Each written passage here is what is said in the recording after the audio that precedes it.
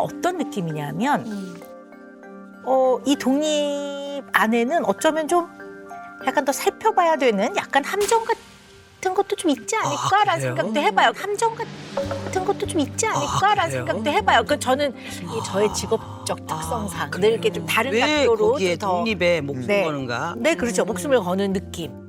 아까 우리 희서양이 뭐 전 많은 준비가 됐다고 하지만 아직 고등학교도 졸업을 안 했고 아직 직업도 없어요. 준비가 돼도 부모하고 같이 살면서도 독립적으로 살 수 있거든요. 너무 어릴 때부터 몇 살이 되면 독립해야 된다는 거에 너무 거기에 갇혀 있는 느낌이 들어요. 그것이 인생에 꼭 달성해야 되는 과제와 네, 그렇죠. 목표와 과제와 숙제 같은 그리고 그거에 대해서 너무나 오랜 동안 많이 들어와서 반대 의견이나 저항조차 느낄 수 없고 너무나 당연하다고 느껴서 독립된 삶 요걸 향해 아무것도 안 보고 그냥 나의 삶의 목표는 이거야 라고 하는 것처럼 저는 좀 약간 느껴지는 면이 있어서 뭔가 이유가 있어서 어릴 때부터 굉장히 그 부분을 강조하셨던 것 같아요. 걔는 저를 벗어날수록 잘 될 거야. 네 인생만 그냥 잘 살아.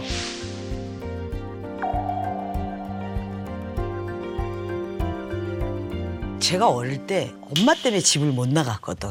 독립을 못한 이유가 저는 엄마 때문에 못 나갔어요. 볼모로 있는 것 같아서. 무슨 아빠가 제가 나가는 거를 잡는 이유를 나를 안 잡고 엄마를 잡았어. 그러니까 저는 엄마가 다칠까 봐 못 나갔거든. 아까 그 이경희 부부님도 어머님의 감정을 더 배려한 부분이 있으셨네요. 그렇게 안 하려고 얘를 독립적으로 키우려고 한 건데 그게 안 된 거예요. 지금 또 얘기해 보니까.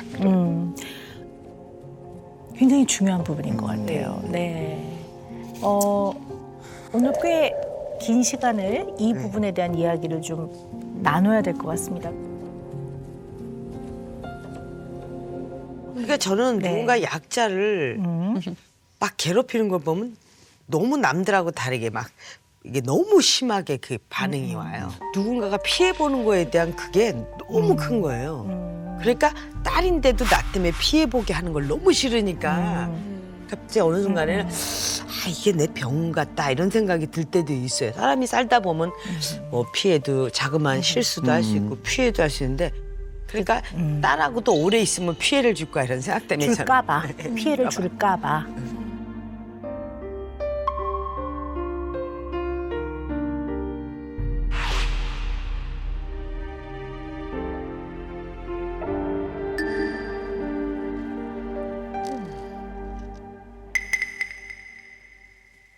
늘 우울했어. 웃고 찍은 사진이 하나도 없었어요. 어릴 때.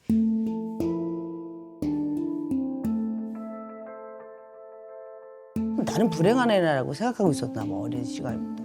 그러니까 나는 왜 태어났지? 그런 생각 많이 했어요. 어릴 때. 난 뭐지? 존재감이 없었다니까.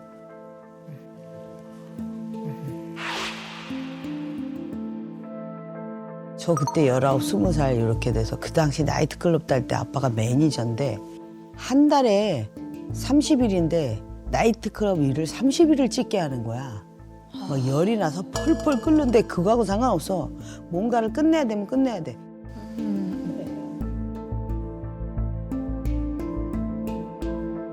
그 내가 우리 아빠는 좀 이상해 했었거든요. 근데 그게 돈하고 연결돼 있는 거니까 돈밖에 모른다고 생각했지 우리 아빠가.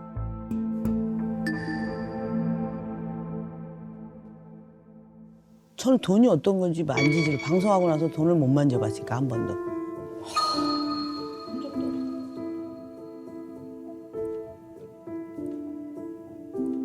본 적도 없으니까 돈을 아빠가 매니저에서 다 했으니까. 근데 내가 그 돈이라도 한번 만져보기로 했었으면 되는데 우리 아빠가 내 돈을 다 갖고 다 날렸으니까.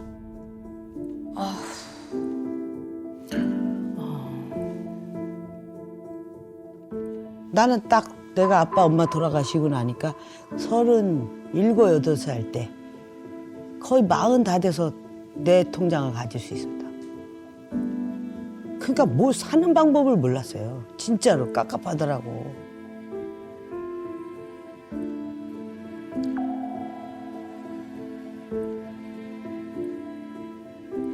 스무 살부터 19, 20부터 네. 이제 개그우먼 생활을 하셨는데 그럼 이제 40 무렵에 그럼 네네. 거의 20년 동안을 그 모든 재정적인 경제적 관리를 아버지가 다 아빠가 하신 다 거예요. 다른 사람하고 다르게 제가 대상 수상을 했기 때문에 여기저기에서 부르는 사람이 많아서 처음 데뷔할 때부터 출연료가 만만치가 않았어요. 행사비 뭐니 해서 돈을 좀 많이 모아줬어요. 그 당시에 제가 한 달에 1억 정도 벌었거든요. 한 달을 나이트클럽을 찍으면 6군데 어떨 땐 많을 땐 13군데도 있어요. 근데 그 당시 제가 나이트클럽에서 많이 받을 때 1,300까지 받았어요. 한 군데. 그 당시에.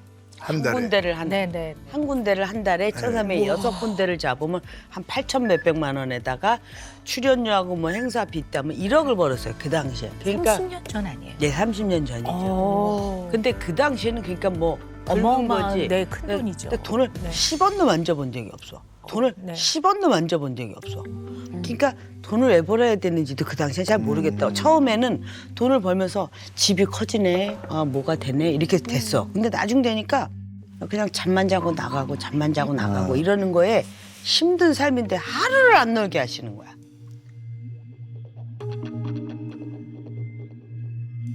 그러니까 한 달을 안 쉬게 하는 거야. 한 달에 딱딱 맞춰서 끝내게 하려고.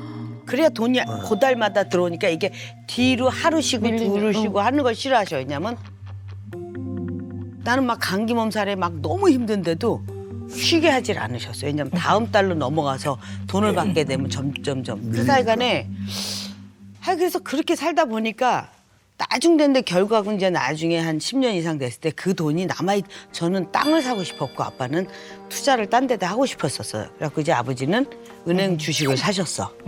그래갖고 그 당시 이제 부도난 은행이 돼서 없어진 은행이 있어요. 예. 근데 어머. 이제 근데 드문 거기에 일인데 은행이 부도난다는 그런 건 데가 참 드문 있었어요. 일인데요. 근데 아빠 같은 경우는 거기다가 올인하셨나 봐. 제가 버는.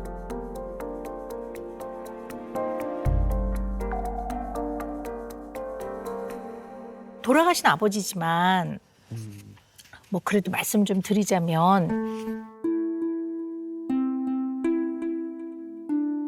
사실 한 달에 30번 밤에 밤무대에 네. 서게 하는 거는 이건 어떻게 보면 표현이 좀 그렇습니다만 단어 선택이 네. 착취지요. 착취지요. 전 그렇게 근데 혼자서 보는데요. 다 쓰지는 않았으니까 착취라고 생각을 안 했지 저는. 근데 이경애 선생님한테 대한 거는 이거 노동에 대해서 너무 쉴 틈이 없이 그러니까. 매일 밤에 밤무대를 쓴다는 거는 어떻게 보면 건강도 그렇고 그게 젊어서 그렇지 젊으니까 버텼지. 개그우먼 되기 전에는 일은 안 하셨어요? 아니 아버지는 이제 좋은 직장 다니셨는데 약주를 좋아하셔가지고 이제 월급 나오는 건 아빠 술값으로 다 나갔지 거의. 그러니까 엄마가 늘 전전긍긍하셨죠. 애들 공부 못 가르칠까봐 행상해고 뭐하고 하여간에.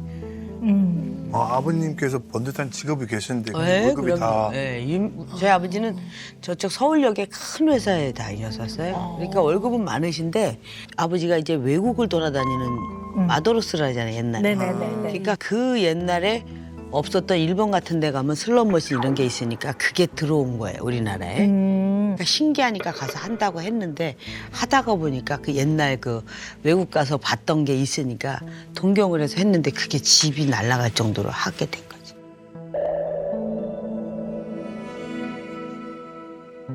그때는 술 안 드셨어요? 안 드셨죠. 술 끊으시고 이제 잘 이제 해주셨죠. 그런데 주사는 없으셨어요? 술 드셨을 때? 술 주사는 없었는데 엄마가 자꾸 술을 드시면 술 먹지 말라고 말 흘리면 그다음에 이제 시비가 붙으면서 이제 그러니까 내가 우리 엄마한테 참 그냥 아무 말도 하지 말지 왜 말을 하냐고 술 취한 사람한테 내가 맨날 얘기했거든. 말을 하지 말라고 엄마 아빠 술 취해서 엄마 말을 못 알아먹는다고. 그래도 계속 얘기하는 걸 술 먹지 말라고. 속상하니까. 아니 그것도 한두 번 그러니까 둘 다 고집이 셌던 것 같아 내가 볼 때. 싸움을 일으켜서 난리고 오고 막 싸우고 여기 피 터지고 여기 한 대 맞으면 여기 터지고 눈 어디 나가고 그러면 그러면 저는 학교도 못 가. 또 애들 뒷바라지하고 엄마 다음 날. 그러니까 늘 그래서 부모가 그 당시에 그랬어. 아, 참 부모는 내 발길을 잡는 사람이구나 이러지 않겠어.